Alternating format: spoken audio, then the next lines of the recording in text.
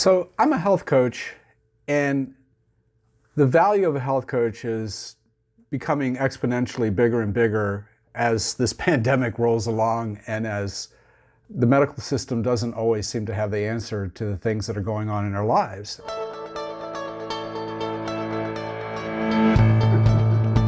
All right, rolling. I want to relate it back to something I experienced in high school, and you probably had the same experience. I took psychology in my senior year, and I really, really loved it because I was trying to figure out who the hell am I and what is my purpose on earth?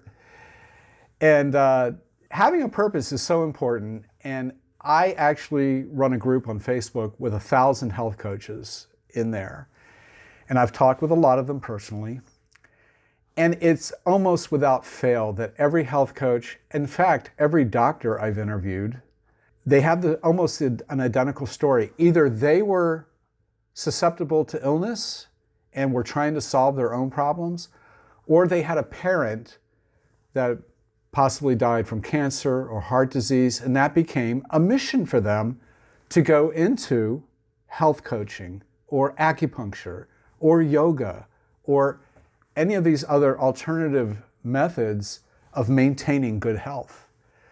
So health coaching is a profession that is not licensed, it's not regulated by the state, thank God, but we do become certified through study, exams, clinical experience, and helping people.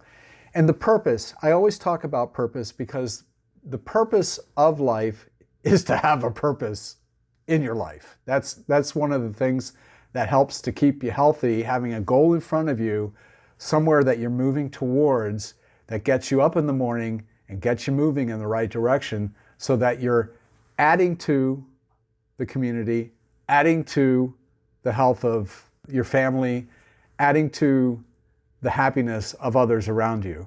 I would say that's pretty much sums it up, what it is for me to be a health coach.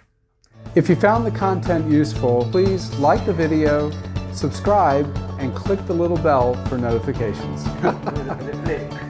Please use the comments section below to ask any questions or leave any comments. We're happy to help